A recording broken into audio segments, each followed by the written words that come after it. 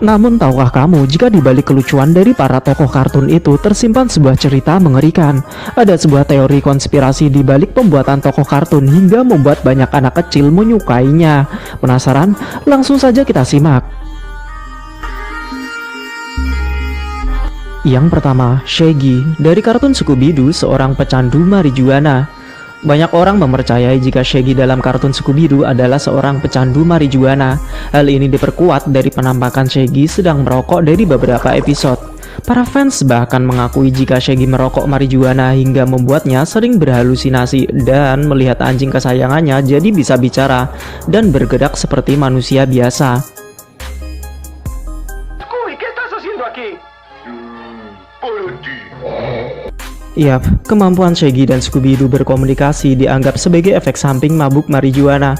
Selain itu, dugaan jika Shaggy benar-benar pecandu datang saat ada pertunjukan teatrikal Scooby-Doo, di mana tokoh Shaggy jatuh cinta dengan wanita bernama Mary Jane yang merupakan pelesetan dari marijuana. Dan nama Dubi bukan hanya nama tengah dari anjing nyentrik itu saja, tapi nama lain dari marijuana di beberapa daerah negara barat. I'm Mary Jane.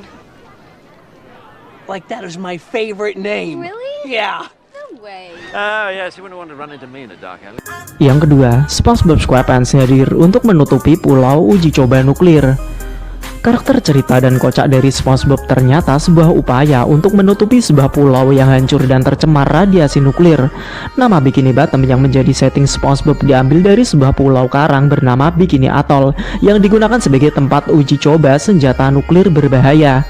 Kejadian ini dilakukan sejak tahun 1946 hingga 1958. Teori ini sempat booming dan menjadi sorotan banyak pihak, meski tidak membuat kartun lucu ini harus dihentikan produksinya.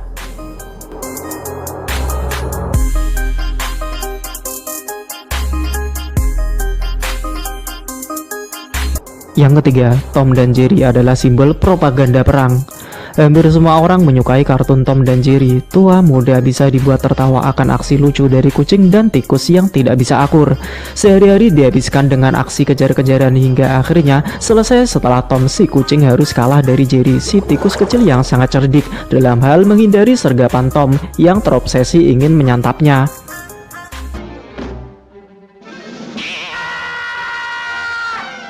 Kartun ini dibuat tahun 1940, tahun yang sama saat terjadi agresi antara tentara Inggris dan tentara Jerman. Sebuah teori menyebutkan jika Tom adalah simbol dari Inggris dan Jerry yang kecil simbol dari Jerman. Apapun yang terjadi, selalu saja Jerry yang berhasil menang.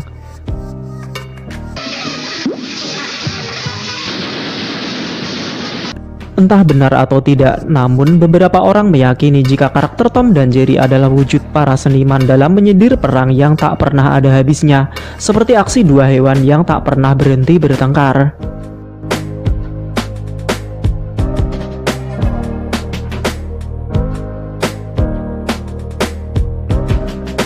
Yang keempat, Charlie Brown adalah simbol kehidupan penderita kanker. Pernahkah kalian memperhatikan karakter Charlie Brown dalam serial kartun Peanuts yang ada karakter anjing Snoopy-nya? Ada berapa rambutnya? 3 helai. Bagaimana karakternya? Pemalu. Benar. Tapi satu hal yang harus kamu ketahui tentang teori di balik pembuatan karakter unik ini. Ternyata, karakter ini terinspirasi dari seorang penderita kanker yang selalu merasa depresi berurusan dengan prediksi waktu meninggal dan juga gugurnya rambut perlahan-lahan saat menjalani kemoterapi. Lila. If I don't find out who Lila is. Karakter Charlie Brown adalah simbol seorang penderita kanker yang selalu nampak tak bahagia. Ia selalu susah menjalin hubungan pertemanan, terlebih memikirkan waktu hidupnya yang tak lama lagi. Namun teori ini dianggap hanya sebagai cocok logi, karena Charles Brown memiliki 3 rambut seperti penderita kanker dan tidak tumbuh lagi. So when I got up this morning, Linus, my kite was gone.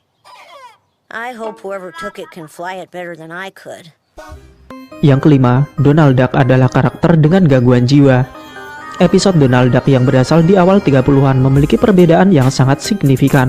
Awalnya Donald Duck memiliki karakter yang sangat baik, sangat penyayang dan kalem. Namun saat Perang Dunia Kedua berlangsung, episode yang hadir jadi berbeda. Karakter Donald Duck yang awalnya kalem jadi suka marah dan selalu emosional dalam segala hal, terlebih dalam menghadapi keponakannya.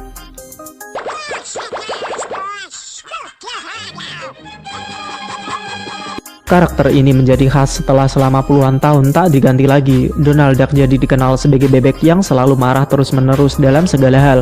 Sebuah peneliti mengatakan jika Donald Duck adalah simbol kemarahan manusia akan perang. Ia juga mengalami sebuah gangguan mental berupa post-traumatic stress disorder hingga sekarang. To work 48 hours a day for the Fuhrer. Then the Fuhrer says, we never will be slaves. Yang keenam, Aladin bersetting di masa depan di mana bumi telah hancur akibat perang. Kita mengenal Aladin sebagai seorang pemuda yang menemukan sebuah lampu ajaib berisi jin. Karakter besutan Disney ini menjadi hits pada tahun 90-an dan ditunggu banyak anak di seluruh dunia setiap minggunya. Namun tahukah kamu jika kartun yang berkisah tentang anak biasa yang mencintai putri raja tak bisa lepas dari namanya teori konspirasi? Teori ini bilang jika setting dari kartun Aladin berada di masa depan setelah bumi sempat hancur akibat perang. Ya, perang dunia diprediksi akan hadir lagi setelah sempat usai tahun 1945 silam. Hal ini diperkuat dengan pernyataan jin yang mengaku telah tidur 10.000 tahun. Artinya, di masa depan nanti mungkin ada perang yang menyebabkan bumi harus kembali ke era kemunduran di mana teknologi telah punah. Hang on a second. Does it feel good to be out of there? I'm telling you, nice to be back, ladies. Yang ketujuh, Samurai Jack adalah Profesor Utonium, ayah dari trio Powerpuff Girls. Teori yang Anda lihat ini berasal dari cocok logi yang kebetulan nyaris sempurna nih guys. Coba ingat-ingat bagaimana wajah dari Samurai Jack dan juga ayah dari para gadis Super Powerpuff Girls. Sama. Yap, dari sanalah teori itu muncul hingga disimpulkan jika dua karakter yang berbeda film ini adalah orang yang sama. Samurai Jack dari masa lalu dan Profesor Utonium dari masa depan. Wearing their product shows that you endorse their message. Now give them here. Teori konspirasi ini muncul lagi dari latar belakang penciptaan dua karakter terkenal ini. Samurai Jack dibuat oleh Genndy Tartakovsky yang juga merupakan anggota direktur saat Powerpuff Girls dibuat dan menjadi booming di zamannya. Profesor Utonium pergi ke masa lalu untuk bertarung dengan roh jahat bernama Aku. Kamu percaya dengan teori ini gak guys? Alright, I've had just about enough of Give it a rest. you! You're the bad influence on my daughters! Yang kedelapan, karakter dari kartun SpongeBob SquarePants berasal dari Seven Deadly Sins. Ternyata di balik kelucuan dari karakter di kartun ini menyimpan teori mengejutkan. 7 karakter utama dalam kartun ini adalah simbol dari Seven Deadly Sins atau 7 dosa mematikan yang dimiliki manusia. SpongeBob simbol lust atau nafsu, Squidward simbol dari wrath atau kemurkaan, Plankton simbol dari envy atau iri, Tuan Crab yang memiliki Krusty Krab adalah simbol greed atau keserakahan, Sandy si tupai adalah simbol pride atau angkuh. Terakhir, Patrick dan Gary secara berurutan simbol dari kerakusan atau gluttony dan pemalas atau sloth.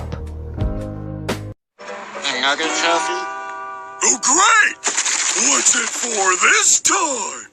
For doing absolutely nothing longer than... Yang kesembilan, karakter-karakter dari kartun Winnie the Pooh pecandu narkoba. Winnie the Pooh adalah satu dari puluhan kartun yang disukai oleh jutaan orang di seluruh dunia. Namun, sebuah teori mengatakan jika karakter dalam kartun ini semuanya adalah pecandu narkoba. Dan yang paling sehat adalah Owl si burung hantu. Kok bisa ya?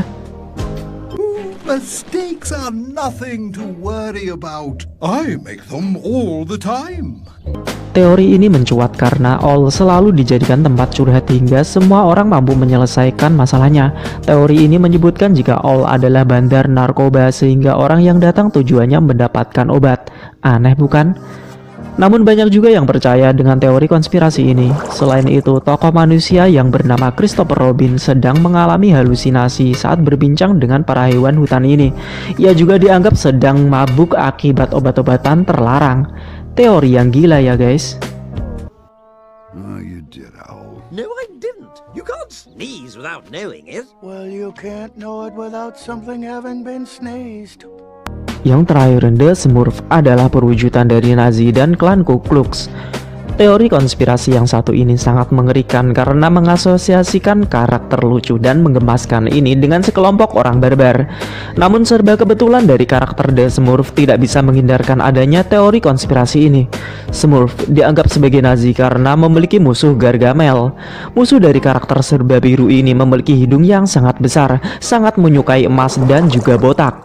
Hal ini adalah ciri dari kebanyakan orang Yahudi. Tak hanya itu, Gargamel memiliki kucing bernama Azrael yang berasal dari bahasa Yahudi. The water is ready. Now for the... Teori selanjutnya dari The Smurf adalah jika karakter cebol ini perwujudan klan Ku Klux. Pakaian para Smurf dan Papa Smurf nyaris sama dengan pakaian klan Ku Klux. Smurf memakai pakaian putih dan juga topi panjang seperti pakaian yang klan Ku Klux pakai. Lalu pakaian pemimpin klan Ku Klux memakai pakaian merah dan topi merah sama seperti yang dipakai pemimpin Smurf. Kebetulan atau memang terinspirasi dari klan Ku Klux? Entahlah. Ya lo creo, Pitufina. Shh, ¿qué es ese ruido? Más vale que eche un vistazo. Ten mucho cuidado. Itulah ke-10 teori konspirasi yang berhubungan dengan kartun yang kerap kita lihat. Semoga teori ini hanya isapan jempol belaka ya guys, dan tidak membuat karakter yang kita sukai ini lenyap dimakan waktu. Karena kartun dibuat untuk tujuan menghibur jutaan anak.